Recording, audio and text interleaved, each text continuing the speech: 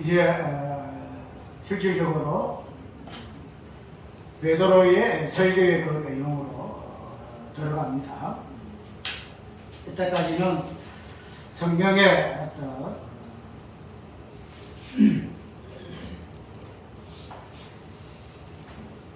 일하심이라든지 그 다음에 성령을 통해서 주의 날이 어떻게 드러나는가 하는 이 부분들을 우리가 살펴보았는데, 이제는 베드로의 설교의 그 내용 속에서 나타나는 예수 그리스도가 지금 말해서 예수가 주가 되시고 그리스도가 되신다 하는 그런 부분들을 살펴보고, 그 부분들이 어떠한 사실들로 통해서 이름화되었는가 부분을 한번 살펴보고, 그런 부분에 대해서 왜 성령의 증거가 있는가 하는 증거의 그 내용들을 단순하게 성령의 증거만 아니라 특별히 성부 하나님으로부터 성부 하나님, 그 다음에 성령 그 하나님으로 증거가 어떻게 표현되어지고 있는가 하는 부분을 살펴볼까 합니다.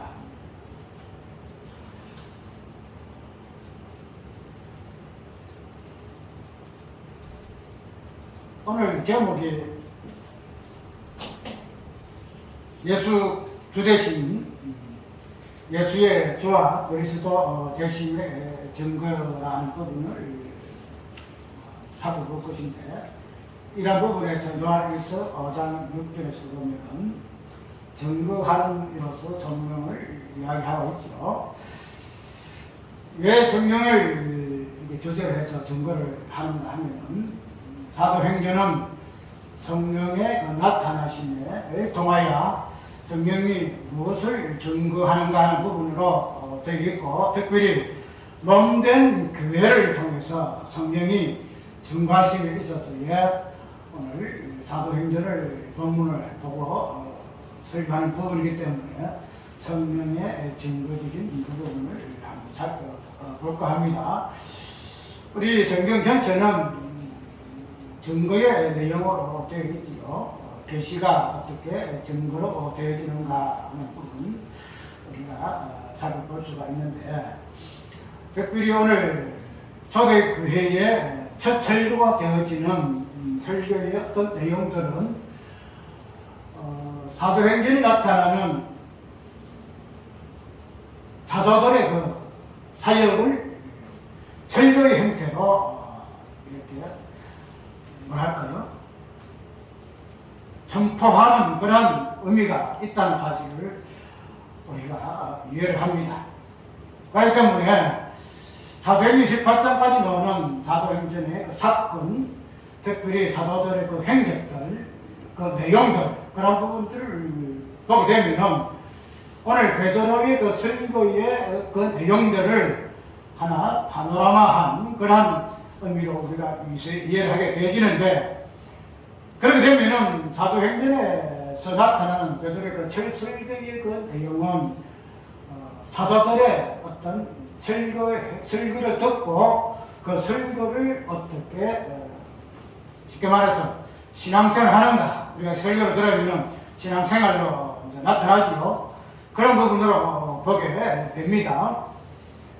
그래서 우리는 오늘 베드로가 하는 이 설교가 굉장히 중요하죠. 왜냐하면 이 설교에 의해서 사도들이 신앙생활하며 타협하고 또 그들의 삶을 이어나가기 때문에 사도행전의 첫 설교, 베드로 설교가 중요하다는 것은 말이 열리 없겠지요.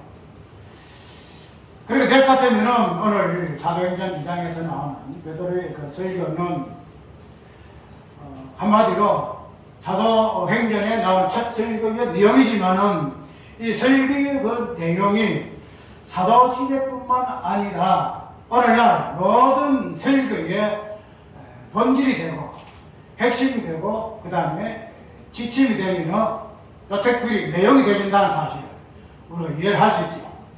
왜냐하면 사도행전의 초대교회는 모든 교회의 모범이고, 그 다음에 모든 교회의 비전이고, 특별히 모든 교회가 앞으로 어떻게 교회화되어져야 하는 이 부분을 하나의 메시지로 보여주는 의미가 있기 때문에 초대교회의 이 베드로의 설교는 오늘날 하나님의 교회에서 설교되어져야 할 모든 내용의 본문이다 이렇게 이해를 하면 된다.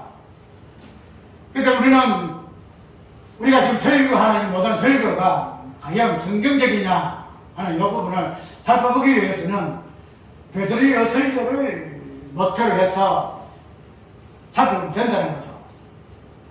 과연 서론이라든지 본문이라든지 결론이라든지 이러한 모든 내용들이 베드로의 그 철설교가 되어지는 이 내용과 과연 일치한가? 그 부분을 보고 성경적인 설교냐 그렇지 아니하냐 하는 설교가 설교로 구분되어질 것 같으면은, 그래서 오늘 우리가 사도행전 2장에 나오는 그 베드로의 설교를 한번 깊이 있게 묵상하는 것은 참 중요한 일이라 이렇게 생각합니다.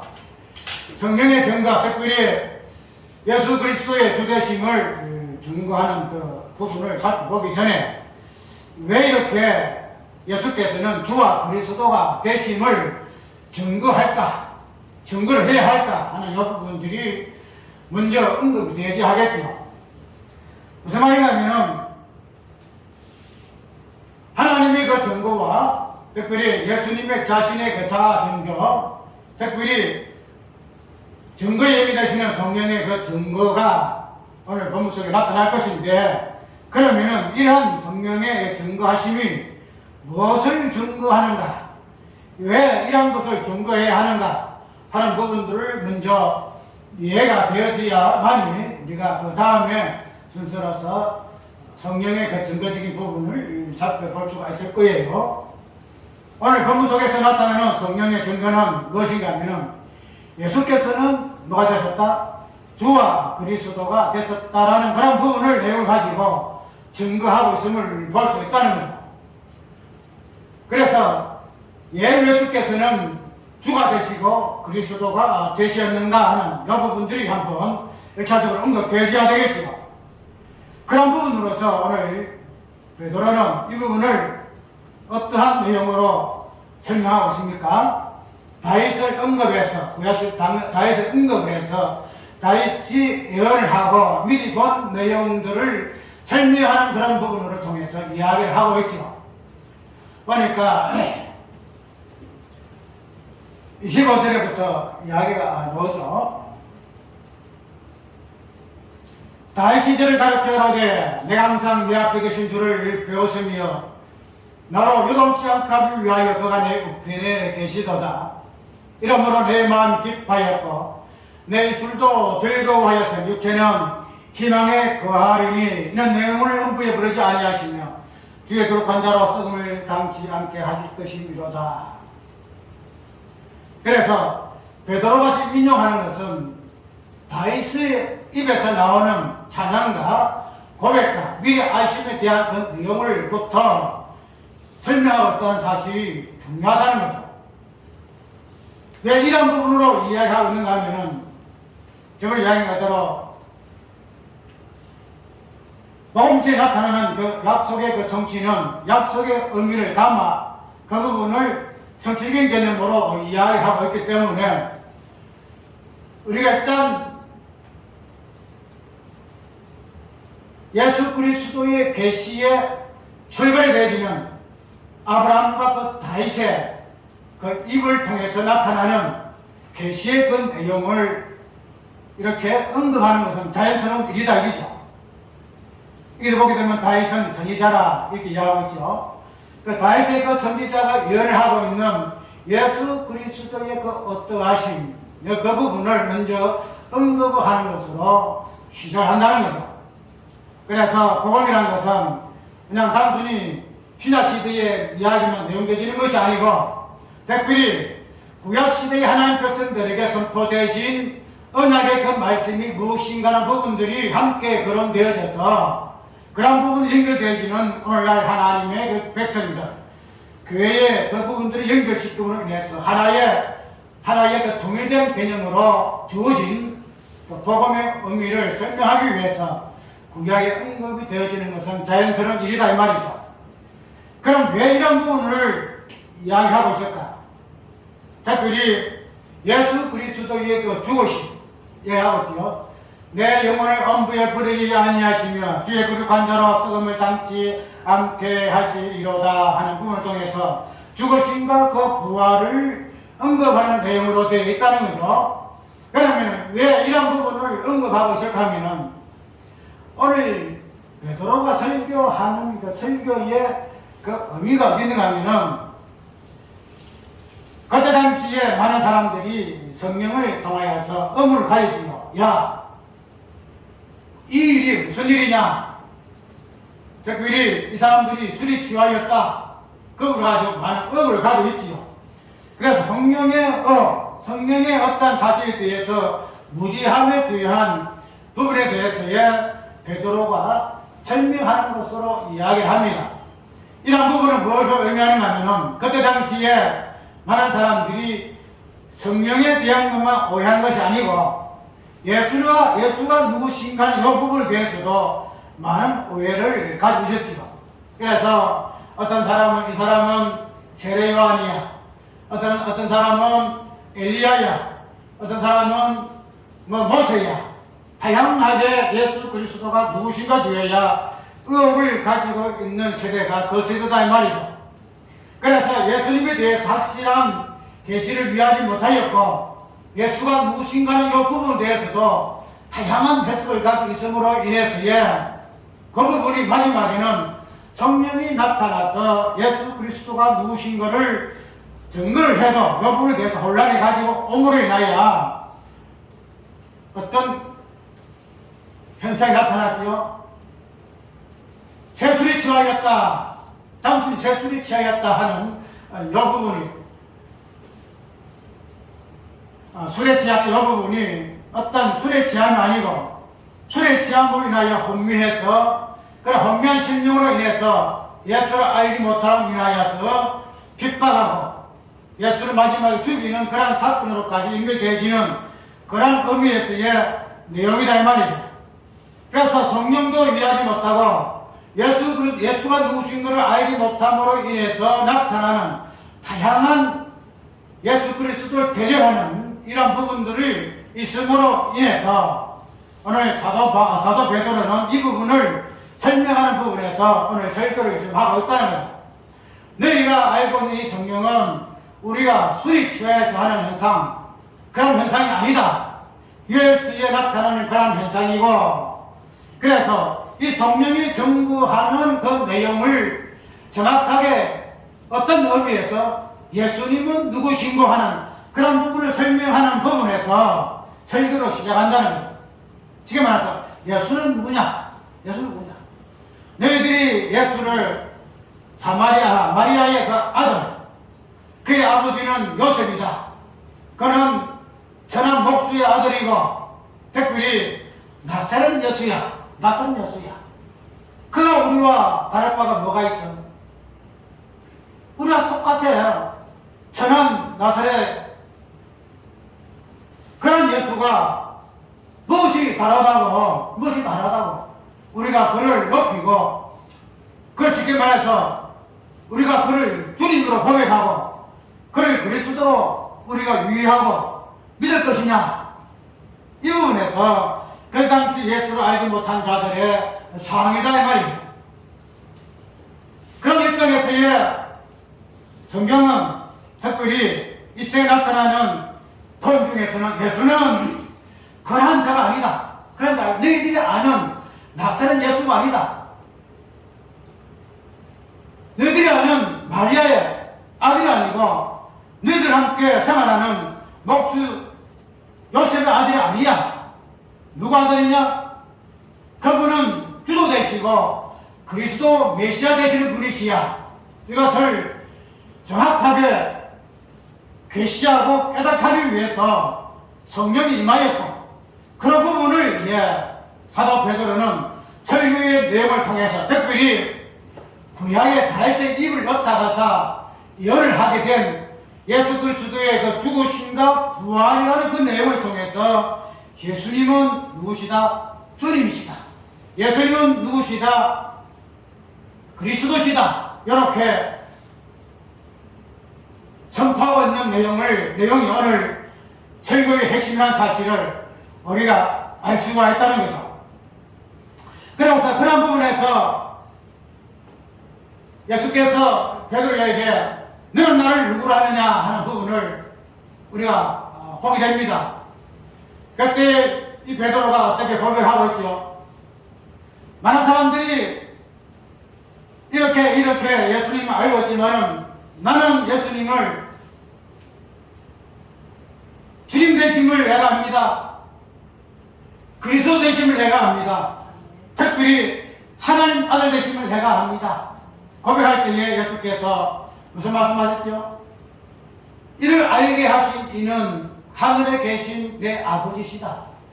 내 아버지시다. 그래서 그때 당시에 예수 그리스도의 주와 그리스도 되심은 하늘에 계신 하나님께서만 알아야 계셔야만 알 수 있는 내용이더란 말이죠. 그렇기 때문에 그 당시에 많은 사람들은 예수를 주와 그리스도로 이해할 수가 없었고 그들과 함께 생활하는 인간 예수, 선한 예수, 나사렛 예수로 이해할 수밖에 없음을 우리가 알 수가 있다는 거죠.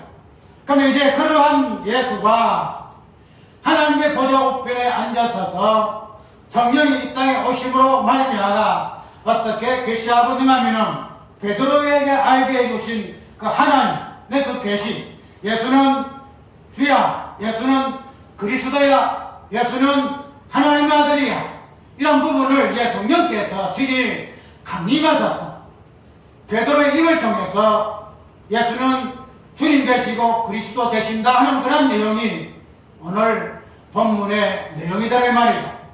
그렇기 때문에 저는 십자가에서 사건화되기 전에, 부활이 있기 전에 이 예수는 주와 그리스도가 되신 것에 대해서는 무엇이라 감추었던 내용이더라 말이죠.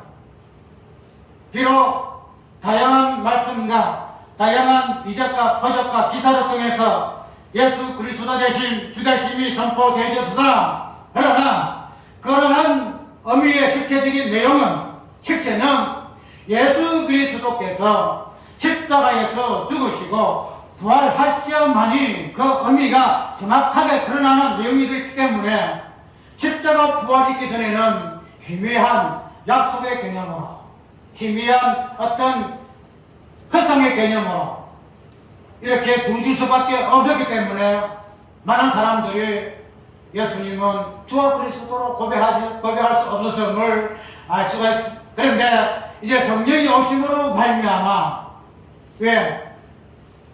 예수 그리스도의 십자가와 부활은 이미 사건화되어서 예수 그리스도가 이미 자신 몸으로 성취하셔서 그 몸된 당신이 하나님 나라에 올라가시고 성자하셨기 때문에 이제는 그런 부분들이 어떤 허상으로, 희미한 상으로, 약속의 개념으로 있어서 아니 되고 뚜렷한 실상으로, 실존으로 보여지고 증거되어야 하기 때문에 성령이 오셔서 이 부분을 정확하게 정하는 그런 부분으로 우리가 이해를 한다는 거예요. 그래서 우리는 오늘 본문 속에서의 주와 그리스도 되심의 그 의미, 특별히 이 의미를 어떻게 성경이 증거하는가 하는 부분을 우리가 이해하는 부분에서 한번 살펴본 바의 내용이라는 사실.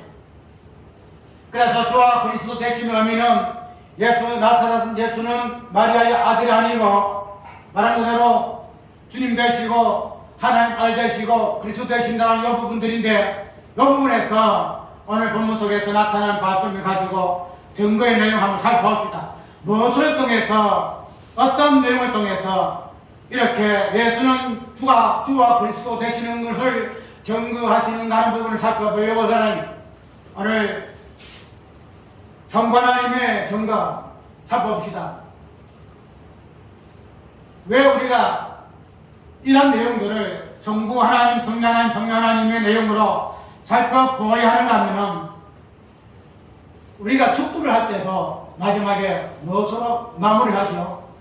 성부 하나님, 성자 하나님, 성령 하나님으로 마무리하죠. 그렇기 때문에 우리가 이 모든 축복의 그 내용들은 우리가 솔직히 보게 되면은 뭐예요?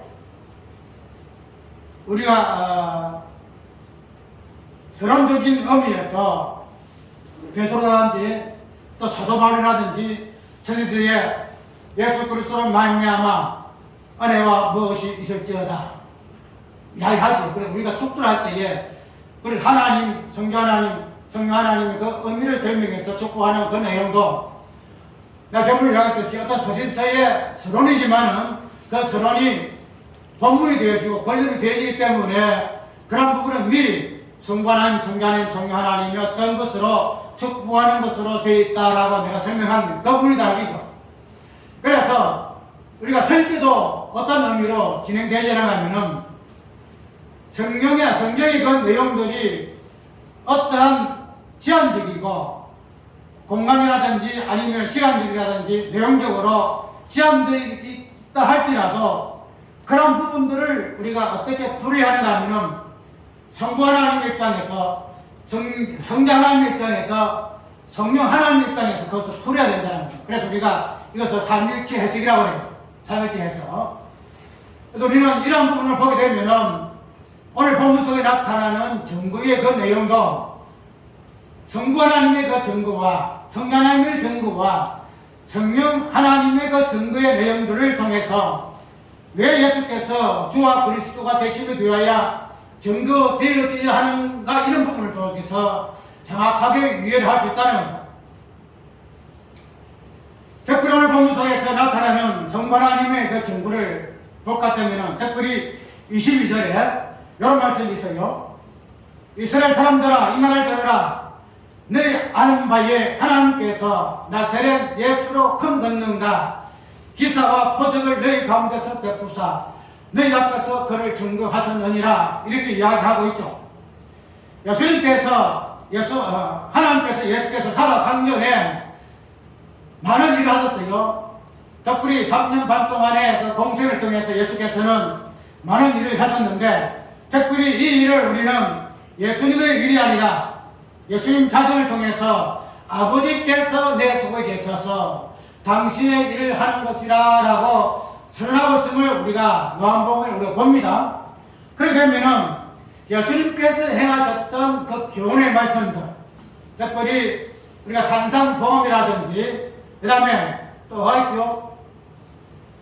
예수께서 행하셨던 그 표적들 가나 혼인잔치의 그 표적들 문둥병자를 고쳐준 그리고 나사로를 살렸던 그런 기적과 표적들 그런 부분들을 우리는 단순하게 예수께서 자신의 어떤 일에 왔었음에 정부의 내용으로 하셨다 우리가 이해를 하지만 그러나 이 부분들이 오늘 본문 속에서는 어떻게 이야기하고 있죠?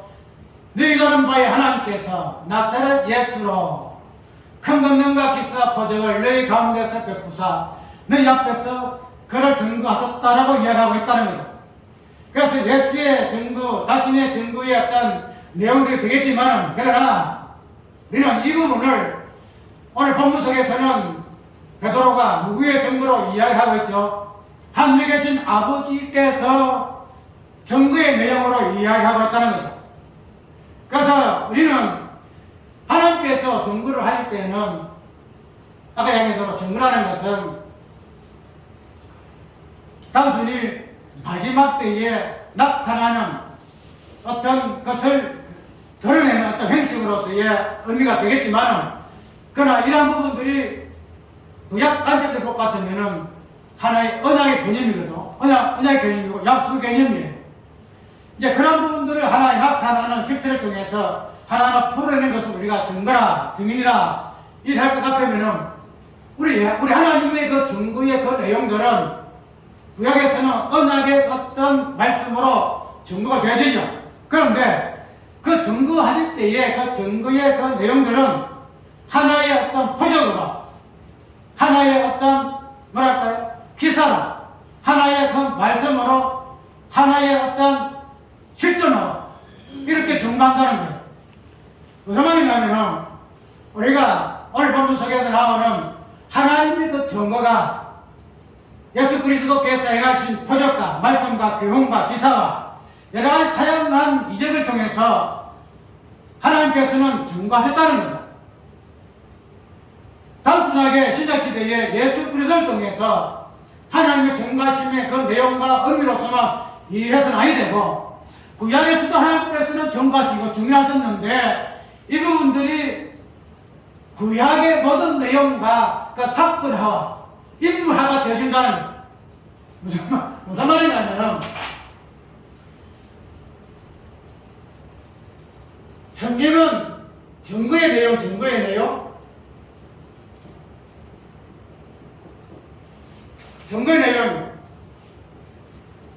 이것은 우리가 쉽게 말하면 언약이라 하더라고, 약속이라 그러잖아요. 약속이라 그러잖아요. 그러면 이 언약이라는 것, 이 약속이라는 것은 증거가 되죠. 증거가 되어져야 되고 정의가 되어져야 정의나. 그러면은 우리가 알기로는 언약이라든가 약속이라든가 구약에 나타난 하나님의 말씀하시는 언약, 약속으로 우리가 이해를 하는데, 그러면은 그런 언약과 약속은 증거의 내용으로 이해할 것 같으면은 언약과 약속이 무엇으로 증거의 내용으로 드러난다는 부분이에요. 지금 말하면 내용은 내용인데 이 내용이 증거가 되어져야 증거가. 그런데 이 증거가 신약시대는 예수님을 통해서 표적으로 이사와 기적과 이적으로 다양한 모습을 통해서 증거가 되어졌잖아요. 그러면은 구약에서의 그 증거는 어떤 모습으로 동일하다는 거예요. 누구를 통해서? 예수님께서 아브라함에게 증거할 때 특별히 무엇으로? 언약을 먼저 앞으로 이야기할 때 노아의 언약을 봅시다. 노아 언약을 보게 되면은 우리가 그 언약을 내려보면은 노아는 무슨 언약을 받았죠? 홍수, 그죠? 특별히 방주에 물심판의 그런 부분을 통해서 하나님께서 노아와 언약을 하죠. 그런데 노아와 언약을 할 때에 언약의 어떤 증거는 무엇을 통해서 합니까? 노아라는 방주라는 그 내용을 통해서, 특별히 물심판이라는 이 부분을 통해서 하나님은 뭐 하신다고요? 증거하세요. 증거하시고 이 부분에서의 흔적을 가진 자가 누구예요? 노아라는 인물이에요. 그 노아에는 하늘의 물심판과 땅의 물심판의 흔적을 가진 존재가 노아라는 존재예요. 그래서 노아라는 인물을 통해서 하나님께서는 언약을 증거한다는 거예요. 내 언약이 이러한 것이야. 내 약속은 이러한 것이야. 그러니까 때문에 우리는 구체적으로 아브라함 언약을 봅시다. 아브라함 언약을 보게 되면 아브라함은 하나님께서 무엇을 약속하셨잖아요? 아들 이삭을 통해서 약속하죠. 언약하신다는 거죠. 그러면은 하나님께서 아브라함을 하셨던 이 언약은 무엇을 통해서 하나님께서는 증거하는 거예요? 아들이라는, 이삭이라는 아들을 통해서 하나님께서는 아브라함에게 하셨던 그 언약을, 그 약속을 증거한다는 거예요. 그래서 이삭이라는 존재가 도저히 백성에 나올 수 없는, 구유수에 나올 수 없는 살아있는 몸을 통해서 뭐가 되죠? 수상한다는 거예요. 그럼 이거는 뭐예요? 이적이죠. 이적이야.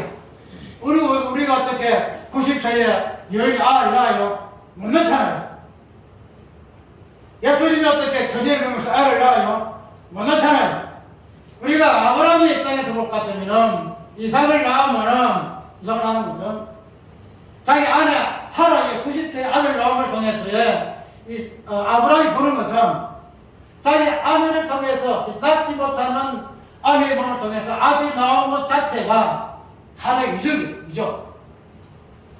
하나의 기사예요. 하나의 포직이라는 거죠. 그러면은 이런 이삭이라는 인물 자체, 실존이라는 실존이라는 요구를 통해 하나님은 아브라함에게 무엇을 말씀하세요? 내 자손을 통하여 천하 만민이 복을 받을 것이다.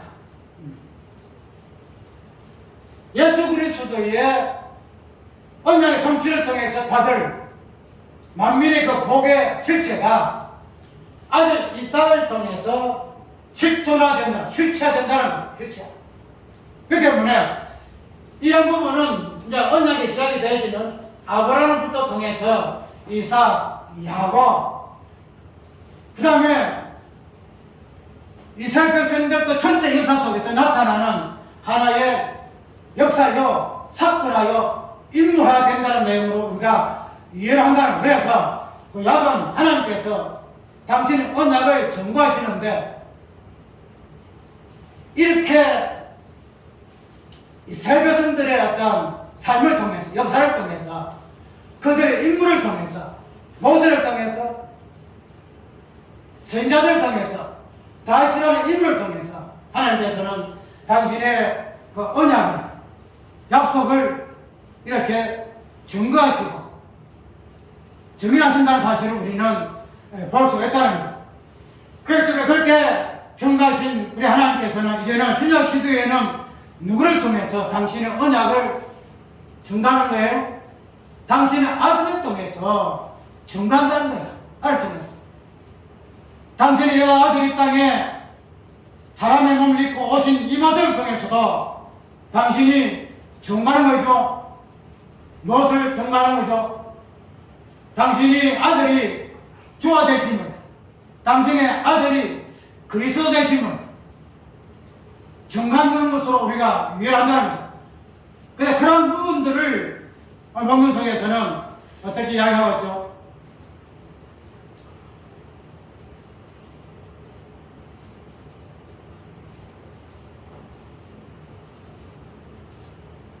이 12절 우리가 보았잖아요. 하나님께서 나사렛 예수로 큰 권능과 기사와 표적을 너희 가운데 베푸사 너희 앞서 그를 증거하셨다. 표적을 통해서, 권능을 통해서, 기사를 통해서 무엇을 증거했지요? 예수는 주가 되는 사람이야. 그리스도가 되는 사람이야. 너희들이 이 예수를 천한 예수로, 나사렛 예수로, 그냥 마리아의 아들로, 요셉의 아들로, 너희들과 똑같은 인간 예수로 이해를 하지만은 그렇지 않아. 이 예수는 누구야? 그리스도가 되고 주가 돼 메시아 되는 분이 바로 이 예수야. 이런 것들을 이적과 권능과 기사와 표적을 통해서 하나님께서 증거한다는 것으로 오늘 본문은 이야기를 좀 하고 있다는 거예요. 그렇기 때문에 우리는 하나님이 증거하시면 구약 시대로부터 예수님의 성령하실 때까지, 특별히 성령을 보내주심까지 성경 전체에 아울러서 하나님의 증거하심의 내용으로 되어 있음을 우리가 볼 수 있는데, 특별히 오늘 본문 속에서는 예수 그리스도를 아버지 하나님께서는 다양한 모습을 통해서, 예수의 삶의 모습을 통해서 당신이 예수는 주와 그리스도 되심을 증거하는 것으로 오늘 본문 속에서의 내용에서 설교에서 볼 수가 있다는 것으로 우리가 이해를 하면 됩니다. 그렇기 때문에 예수의 주되심은 정부 하나님의 창세전에서부터, 특별히 구약시대에서부터 신약시대에 이르러서 마지막에 예수 그리스도의 예수의 날까지, 특별히 주의 날에 이르기까지 이 하나님의 예수 그리스도의 주되심과 그리스도 되심은 전체의 핵심과 내용으로 쭉 이어짐을 우리는 이해해야 한다는 것. 당신이 이 부분들이 성부 하나님의 어떤 부분을 고치지 아니하고 이런 부분들이 이제는 성자 하나님의 증거로 있어 이어지는 것을 볼 수가 있다는 거죠. 여기 보면은 33절에 봅시다. 하나님이 오른손으로 예수를 높이심에 그가 약속하신 성령을 아버지께 받아서 너희 보고 듣는 이것을 부어 주셨느니라 이렇게 이야기하죠. 본문을 보면 하나님 오른손을 예수를 높이심에, 우리는 이 부분을 무엇으로 표현하죠? 간단하게 예수님의 그 성천, 특별히 예수님의 그 높아주심, 특별히 예수님의 이 부분을 그 성기라 이렇게 우리가 이해를 하죠. 그런데 예수께서 하나님의 오른손으로 통하여서 높여짐을 받았는데 이 높으심에 받으심의 어떤 흔적 그런 부분에서 어떤 결과로서 무엇이 내려옵니까? 성령이 내려와요. 하나님께서 분명히 예수 그리스도 자기 아들에게 성령을 약속하셨어요. 요한복음도 보게 되면은 약속의 성령에 대해서 예수께서 누차 많은 것으로 언급을 했는데 이 약속의 의미가 뭔가 하면은 네가 만약에 십자가에 죽고 부활할 것 같으면은 내가 너를 높여서 성령을 주겠다. 성령을 주겠다. 그 성령 주심에 대한 그 내용이 뭔가 하면은 내가 너를 높임으로 뭐가 되었다고 예수님이 하나님께서 당신의 아들을 주와 그리스도가 되게 하겠다는 내용이에요. 내가 비록 이 땅에 있을 때에 다양한 삶을 통해서 표적과 권능과 이사와 기적을 통해서 내가 너를 주와 그리스도를 증거했지만은 그래 이제는 십자가 부활이라는 요구를 통해서 네가 성취함으로 인하여서 내가 너를 오른손으로 높일 것이다. 그런 말미암아 너는 어떠한 자가 될 것이냐? 주와 그리스도가 될 것인데 그런 부분에서 학점으로서 내가 너희에게 무엇을 주겠다? 성령을 주겠다라고 약속하셨다 이 말이죠. 그래서 그러한 약속에 의해서 당신이 무엇을 받았지요? 하나님께로부터 성령을 받습니다. 근데 하나님이 그냥 우리에게 성령을 주시는 것이 아니에요. 예수님께서 이 성령을 하나님께서 약속의 의미로서 받잖아요.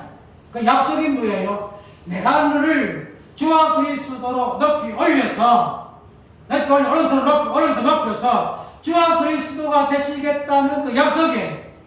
그 약속의 그 내용이 성령이란 말이에요. 그렇기 때문에 예수님께서 성령을 우리에게 주시면 당신 자신이 아버지께서 그 약속하신 주와 그리스도가 되셨다는 그 약속의 성취로서 당신은 일을 했다는 거예요. 나는 주와 그리스도가 된 자야. 그러므로 내가 아버지로부터 약속한 성령을 받아서 그래서 내가 너희들에게 무엇을 준다? 성령을 주노라. 성령을 베푸노라. 이렇게 이야기한다는 거예요. 우리는 살아생전에 당신께서 여러 가지 아까 이야기대로 하나님께서 정관 내용 표적과 권능과 기사와 다양한 모습 통해서 당신이 주와 그리스도 되심을 증거했고 당신이 여러 부분으로 십자가에 죽으시고 부활하심을 통해서 이 부분들이 증거되어졌고 그렇지만 이제는 성령을 통하여서 당신이 누구신가? 당신이 누구신가? 주와 그리스도가 되심을 성령이라는 이 본질을 통해서 증거하는 것으로 증가심이 오늘 예수 그리스도의 증거의 내용이라는 사실을 우리가 알 수가 있다는 거죠.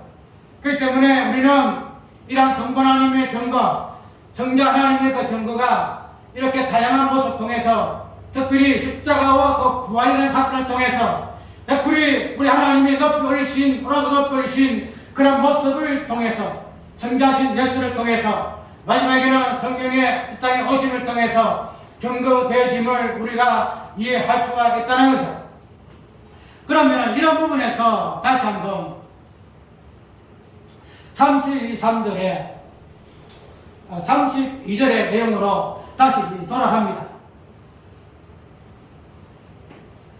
32절 이 예수를 하나님이 살리신지라 우리가 다 이 일의 증인이로다. 우리가 이 부분은 사도 베드로의 고백으로 우리가 이해를 합니다. 초대시대의 고백이고 성령을 받은 그들의 고백인데 이러한 고백의 의미를 무엇으로 표현하고 있습니까? 우리가 이 일의 증인으로다 이야기합니다. 우리가 저번에 이야기했듯이 지금 베드로의 설교는 특별히 앞으로 사도행전에 나타난 사도들의 있던 어떤 의미의 말씀하시면 그들의 단독적인 그들의 자의적인 의미로서의 표현으로서의 말씀과 언어가 아니고 누구의 말씀하십니까? 성령의 말씀하십니다라는 것을 우리가 이해를 했죠. 성령의 말하게 하심을 따라 바울이 주어졌고 그 방언의 의미가 사건화되어지고 내용화되어지는 것이 사도행전의 모습으로 우리가 유일했다는 거죠. 그래서 우리가 사도행전 특별히 계시록을 내일 볼 것 하면 성령이 교회에 대하여 하시는 말씀을 너희는 들을지어다. 성령이 교회에 하시는 말씀을 이해하고 있죠. 그러면은 오늘 본문 속에서 분명히 사도 베드로가 우리는 이 일의 증인이다 이렇게 이야기하죠. 증인이다 이렇게 이야기할 때에 사도 베드로의 이 증인, 사도들의 그 증인의 입장에서 사도들이 증인되어서 증거하고 있어 증인되죠 이렇게 위해서 아니 되고 전 사도 베드로의 사도행전 교회 전체 입장에서 그들의 말하는 의미가 누구의 말이냐 하는 부분을 볼 것 같으면은 당시 이 시간에 베드로가 우리는 유일의 증인으로다 하는 그 의미가 그때 12제자 이 땅에서의 그들의 말의 표현으로서의 증인과 증거가 아니고 누구의 증인이냐? 그들의 입을 통해서 증거하시고 증인하시는 성령 하나님의 증거의 내용으로 우리가 이해해야 한다는 거예요. 왜 그런가 하면은 저번에 이야기했지요. 성부 하나님의 이름으로서 출전하고 있죠. 성자 하나님은 예수라는 이름으로 출전하고 있으므로 근데 성령 하나님은 이름이 없다고 그랬죠. 성부 하나님, 성자 하나님, 성령 하나님 성부는 이름이 없어요. 그래서 그 이름을 무엇으로 차용한다? 예수 그리스도의 몸된 교회라는 실체를 통해서 차용한다 이렇게 이야기했죠. 그래서 성령을 통해서 성령은 자신의 존재를 드러낸다, 실체한다, 실존한다라고 우리가 이야기를 했습니다. 그래서 이 교회라는 것은 뭐랄까요? 어마한 거예요. 그래서 저번에 이야기했지. 멋지만 니의 영광스러운 그 교회, 에베소서 나오는 우리가 창세전로부터 교회에 걸치는 의미를 생각해 볼 것 같으면 교회라는 것은 성령의 어떤 모든 것을 대변하는 그러한 실체이기 때문에 교회라는 의미는 진짜 영광스러운 교회라는 말이에요. 오늘 본문 속에 나오는 베드로의 설교 속에서의 성령의 증인도 성령의 단순하게 성령이 말하는 것이 아니고 교회라는 입을 통해서 성령이 증거한다는 거죠. 무엇을 증거한다? 예수님은 주와 그리스도가 되신 분이다 라고 증거한다는 거죠. 그래야 이런 부분에서 성부와 성자, 성령 하나님의 증거를 보았는데 그러면은 성부 이 세 분의 증거 내용들이 되는 예수님은 주와 그리스도 되시는 의미가 잘 알고 있잖아요. 주라는 것은 하나님의 신적 칭호로서의 주의 개념이에요. 그래서 하나님만이 바하신만이 주의 칭호를 바할 수 있다는 거죠.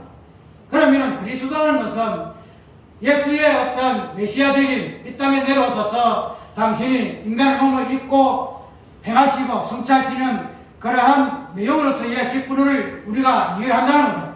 그러면은 주의 개념은 이 주를 통해서 예수는 누구시다? 하나님이시다. 메시아, 그 다음에 그리스도라는 직분을 통해서 예수는 사람이시다. 이 부분을 언급한다는 거예요. 그래서 많은 사람들이 예수는 인간 예수야 하는 것을 꺼지지만은 이런 주와 그리스도라는 성부, 성자, 성령 하나님의 증거를 통해서 우리는 예수를 누구로? 예수는 하나님이시다. 예수는 누구시다? 예수는 사람이시다. 참 하나님과 참 하나님, 참 사람 되심을 위하여 정확한 인지와 정확한 증거의 내용을 우리가 보게 되고 듣게 되어지는 우리를 유의할 수가 있다는 것. 그렇기 때문에 우리는 베드로가 고백한 것이 주는 그리스도시요 살아계신 그 하나님이라는 그런 고백과 본질 속에 그의 본질로 위할 것 같으면 오늘 성부, 성자, 성령 하나님의 예수의 주되심과 그리스도의 그 증거의 그 내용들이 왜 이렇게 증거되어져야 하고 정의화되어져야 한다는 그 의미로서 충분히 설명이 가능하다는 말이에요. 이런 증거가 아니되고서는 우리는 어떻게 하죠? 그 내용을 우리는 이해할 수가 없다는 거예요. 증거라는 것은 무엇을 그 내용을 증거하죠. 내용을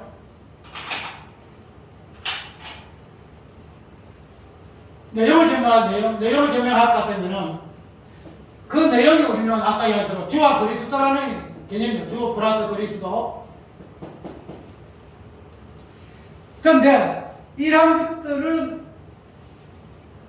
단순하게 아이고 예수님이 주와 그리스도 되셨어 이렇게 해야만 끝이는 것이 아니다는 거예요. 이 주와 그리스도 그 대심은 무엇을 방편으로 펼쳐져야 돼요? 증거라는 어떤 수단과 방편을 통해서 펼쳐져야 돼요.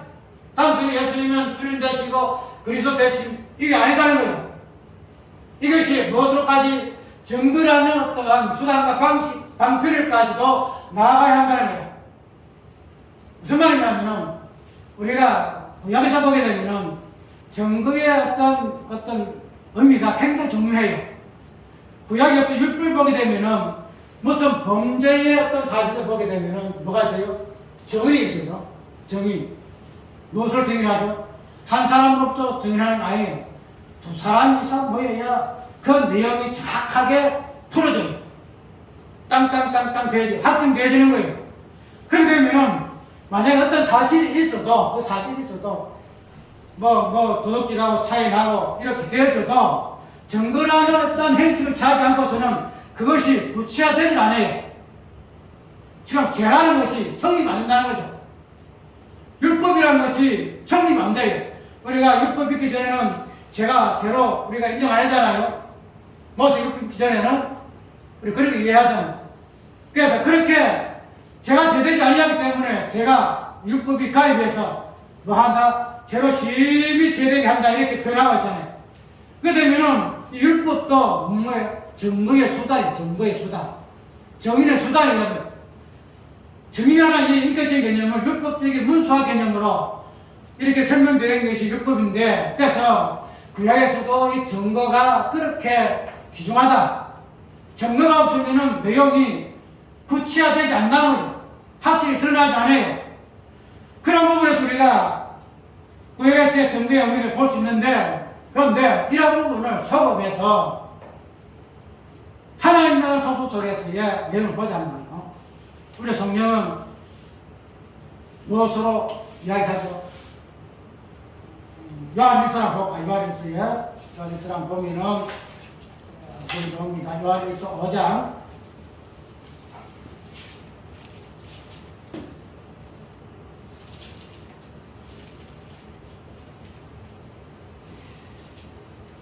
6절부터 볼까요?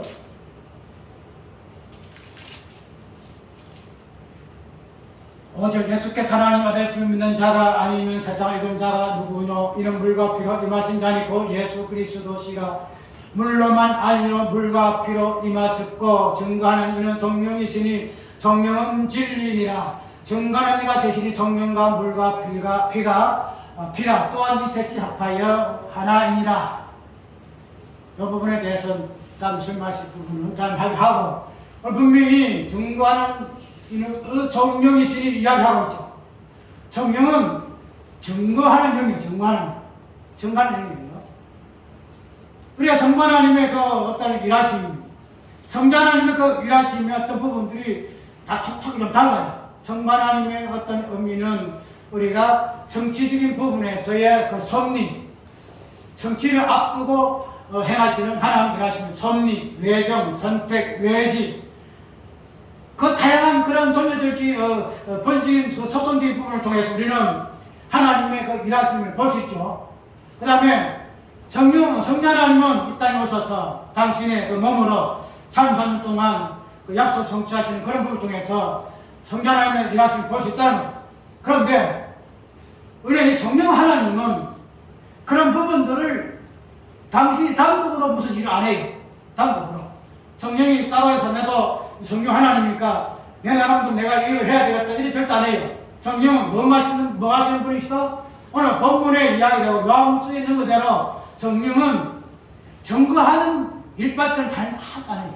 증거하는 일만. 은사를 주심도 증거하는 것이고 열매를 주심도 증거하는 거예요.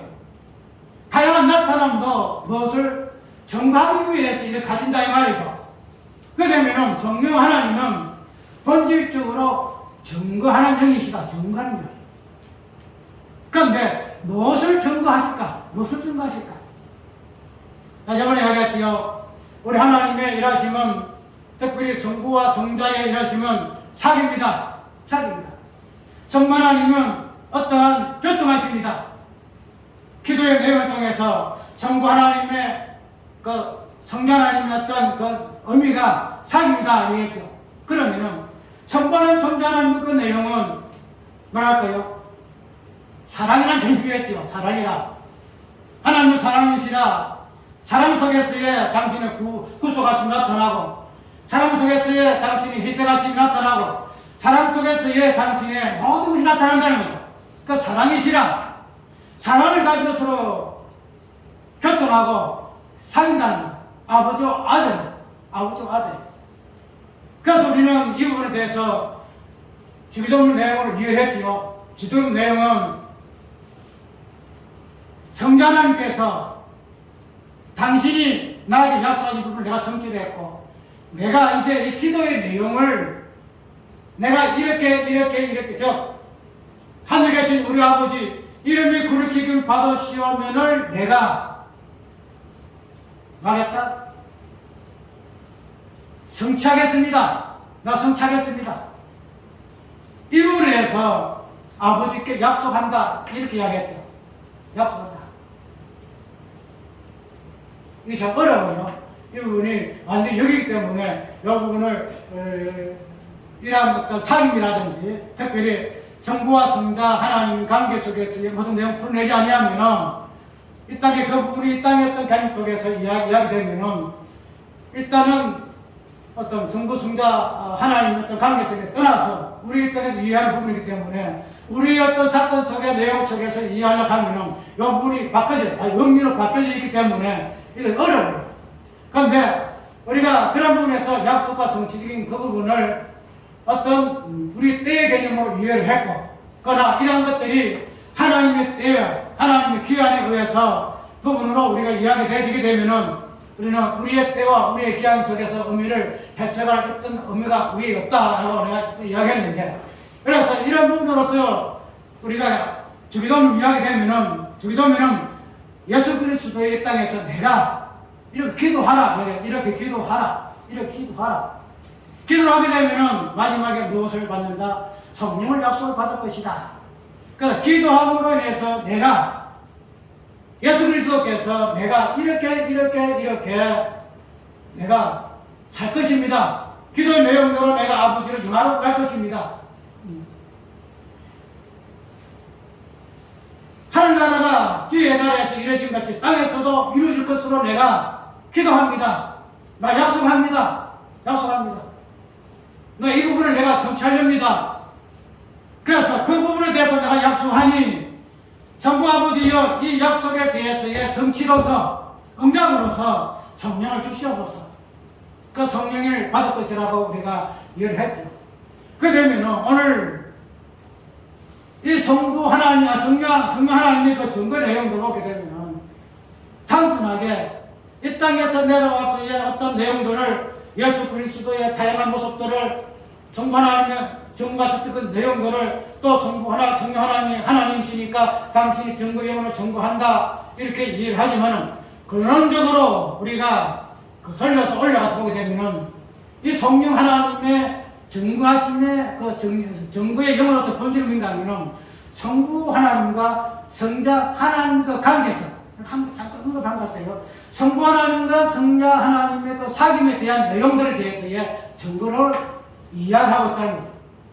그래서 만약에 이 성령의 증거가 없으면은 성부 하나님의 증거와 성자 하나님의 그 증거가 무해되어 버려요.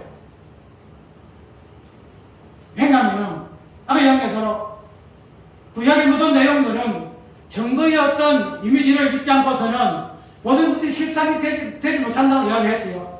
증거라는 어떤 방편을 통해서만이 일어났던 사건이 의미가 본질적으로 실상화되기 때문에 증거가 그렇게 구약에서도 중요한 수단으로 우리가 취급하고 있음을 우리가 보았다는 거죠.